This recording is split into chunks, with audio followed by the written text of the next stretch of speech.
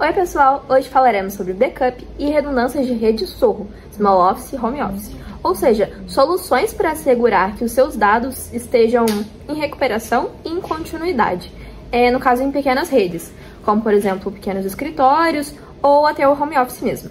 Entenderemos como que essas ferramentas elas podem assegurar que os seus dados estejam livres de falhas, erros e percas. Vamos para o vídeo para poder entender isso tudo.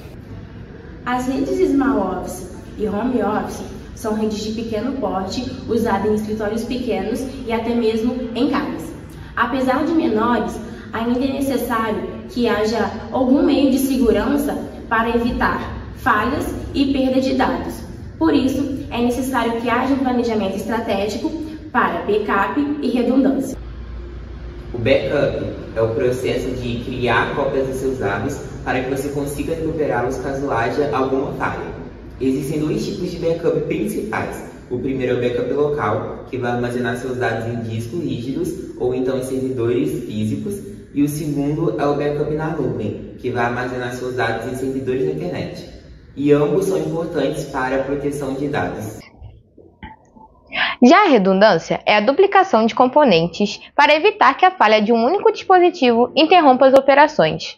No contexto das redes Sorro, a redundância pode ser aplicada em dois níveis principais, a redundância de rede e a redundância de energia. Por exemplo, você pode configurar dois roteadores para garantir que, se um falhar, o outro assuma a conexão. Também é possível usar fontes de alimentação interruptas chamadas UPS para evitar que a queda de energia afete os seus componentes. Em relação à redundância de internet, ela ocorre quando uma empresa contrata mais de um fornecedor de transporte para executar os seus dados. Isso permite que haja duas conexões com a internet e que, caso uma chegue a cair, a outra entre automaticamente. Isso deve ser feito para garantir um negócio mais flexível, uma maior disponibilidade de sistemas web e evitar gargalos operacionais. Assim, aumentando a conectividade do negócio, aumentando também a sua segurança e competitividade. Este exercício é sobre o HSRP, que é uma solução proprietária da Cisco para fazer redundância de gateway a primeiro salto.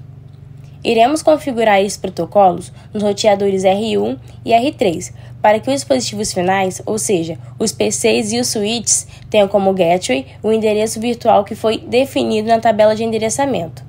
A ideia é que, mesmo que a conexão física caia, seja possível chegar ao seu destino. Para configurarmos, o primeiro passo é configurar os roteadores. Como é mostrado na imagem 1, acessaremos o primeiro roteador, o R1, entraremos no modo de configuração global, entraremos na Giga 01 e vamos estabelecer que iremos usar a versão 2 do protocolo que dá suporte a IPv6. Diremos também que meu grupo de roteadores fará parte do grupo 1 e o IP do roteador virtual será, como escrito na tabela, 192.168.1.254. Este será o endereço do roteador virtual que configuraremos nos POX finais e intermediários. Agora iremos estabelecer que neste grupo de roteadores o R1 tem a prioridade de 150. Deste modo, estamos definindo que ele tem uma prioridade maior, ele é o roteador ativo da nossa rede. Além disso, também iremos ajustar para que, caso haja falha, quando ele voltar a estar ativo, ele assuma novamente a função de gateway.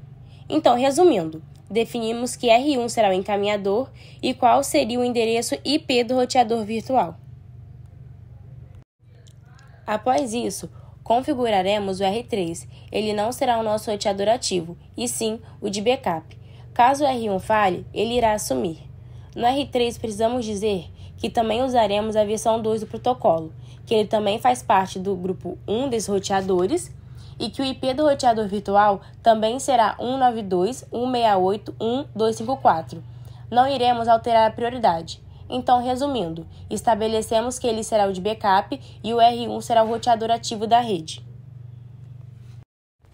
Selecionando o R1 e utilizando o Show Standby, é possível ver que a interface Giga 01 faz parte do grupo 1, aponta que seu estado é o ativo, mostra o IP virtual e também mostra que, caso ele chegue a cair, quando ele voltar, voltará ao seu papel de roteador encaminhador. E também diz que seu roteador de backup é o R3, ou seja, mostra todas as configurações feitas no R1. Se entrarmos no R3 e utilizarmos Show Standby de novo, é possível ver que ele tem configurações muito parecidas, só que agora, em vez de mostrar informações em relação ao roteador encaminhador, mostra o contrário. Então, no R3, na giga 00, faz parte do grupo 1, ele é Standby, sua prioridade é 100 e seu endereço IP aponta 192.168.1.254. Agora devemos apenas mudar os endereços gateways, tanto dos PCs quanto dos switches, pois queremos que eles apontem para o nosso roteador virtual. Então, selecionando PCA e em Desktop e IP Configuration, em Default Gateway, botaremos o endereço de IP do nosso roteador virtual. Faremos isso também no PCB. Além disso, devemos configurar os switches também. Então, iremos no switch 1, definiremos o IP Default Gateway como 192.168.1.254 e faremos a mesma coisa também com o S3, definindo o mesmo endereço de gateway. Note que caso a gente faça um ping do PCA para o servidor web, vai haver comunicação. Quem possibilita essa comunicação é o roteador virtual. O PCA está passando informações para o R1, que está mandando diretamente para o servidor web. O mesmo acontece com o PCB. É importante ressaltar que toda essa comunicação aconteceu com uma configuração de um protocolo HSRP. Algo interessante é que caso o R1 falhe, o correto seria o PCA falhar também, mas com essa configuração, o PCA consegue fazer esse caminho para chegar ao servidor web. Isso acontece porque o PCA agora está se comunicando através do R3, pois o R1 perdeu seu estado ativo enquanto o R3 se tornou o roteador principal para o PCA. Agora é ele quem responde os pacotes que são encaminhados para o roteador virtual. E caso a gente volte à conexão, o R1 voltará a ser o roteador ativo, pois ele é o roteador que possui uma prioridade maior. Então, quando ele voltar de uma falha, ele volta a ser o roteador principal. Visto isso, depois de todo esse vídeo, vemos o quanto o backup e a redundância são importantes para manter a sua rede Sorro protegida e livre de falhas, de percas de dados e etc.